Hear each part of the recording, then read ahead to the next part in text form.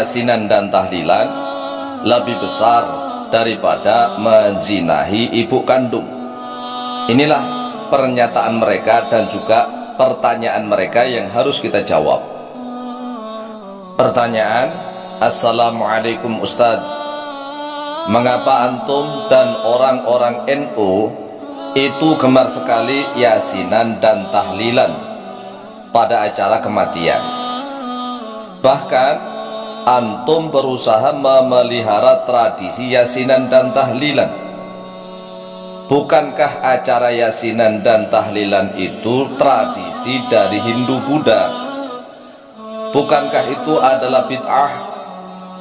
Bukankah setiap bid'ah adalah dhalalah atau sesat?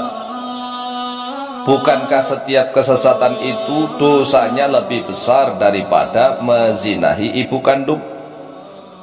Oleh sebab itu, sebaiknya antum segera meninggalkan tradisi yasinan dan tahlilan, karena tidak pernah dicontohkan oleh Rasulullah SAW maupun dicontohkan oleh para sahabat.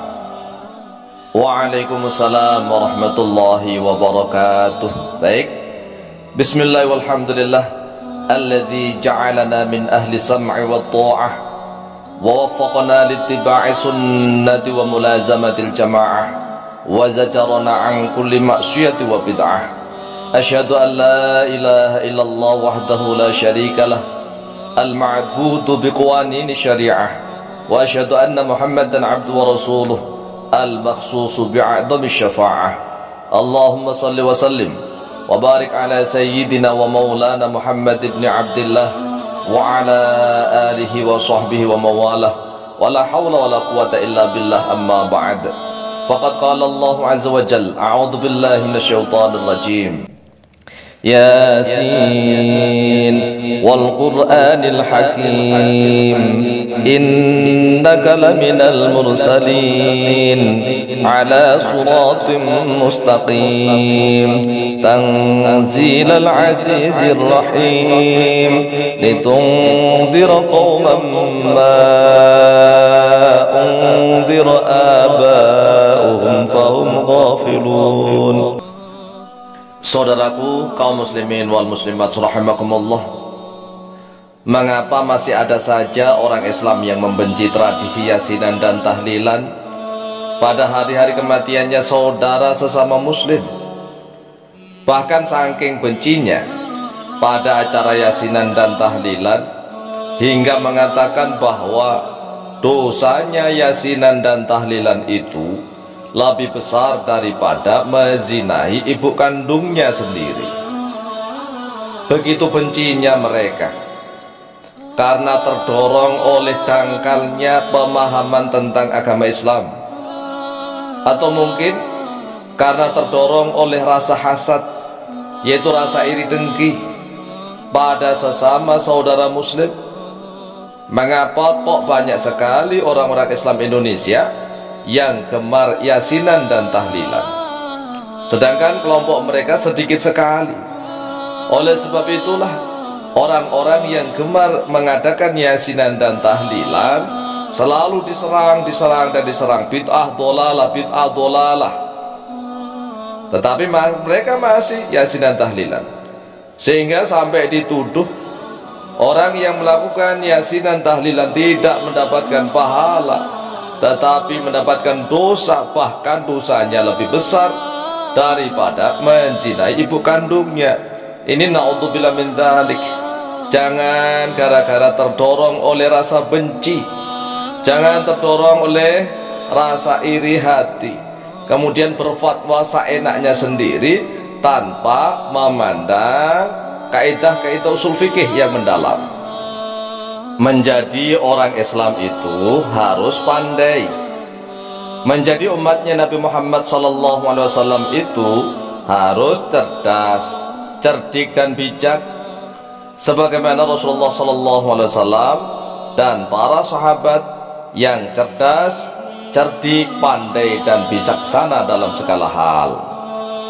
Ingat, Al-Quran sudah sempurna, Al-Hadis juga sudah lengkap. Tetapi berbagai macam masalah dan tradisi di seluruh dunia itu tidak sama persis dengan Arab. Oleh sebab itulah dibutuhkan adanya kaidah usul fikih untuk menjawab berbagai macam masalah yang muncul di berbagai daerah di seluruh dunia yang sesuai dengan Al-Quran dan Al-Hadis. Dalam ilmu usul fikih dijelaskan bahwa bid'ah itu bukan hukum, tetapi bid'ah itu justru merupakan salah satu masalah yang harus diistinbat hukumnya. Apakah haram, ataukah wajib, ataukah sunnah, ataukah makruh, ataukah mubah.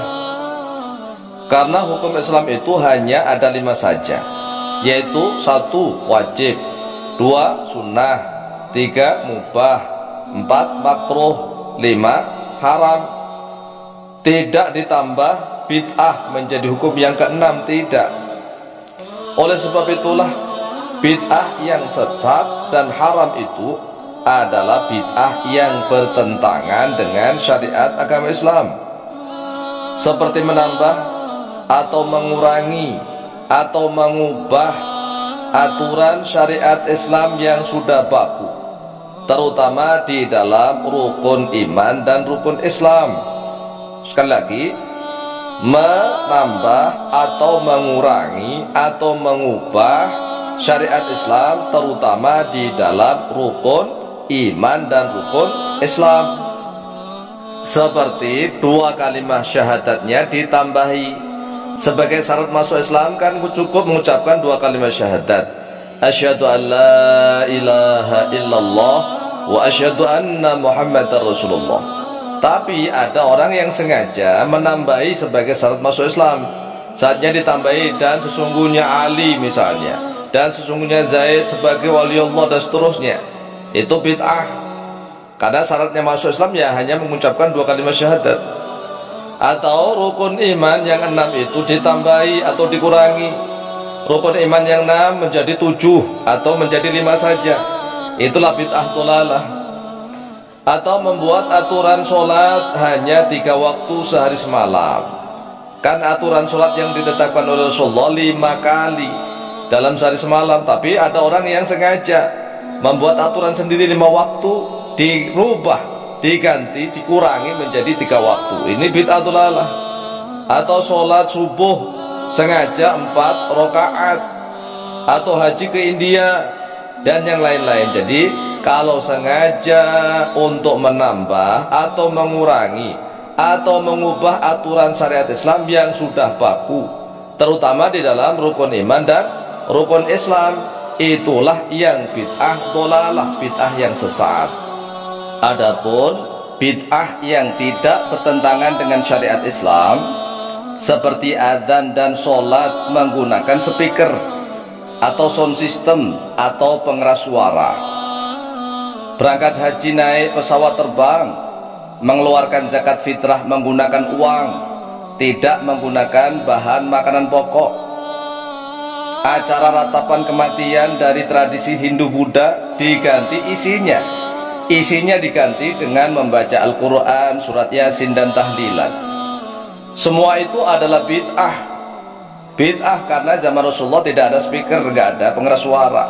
Adzannya tanpa pakai speaker, sholatnya tanpa pakai speaker, berangkat hajinya naik onta, tidak menggunakan pesawat, zakat fitrahnya menggunakan makanan pokok, tidak menggunakan uang, Yasin dan tahlilan juga tidak ada. Tetapi semua itu adalah bid'ah karena tidak dicontohkan oleh Rasulullah SAW dan juga tidak dicontohkan oleh para sahabat. Tetapi apakah semua bid'ah tersebut dhalalah? Jawabnya adalah tidak. Tidak sama sekali.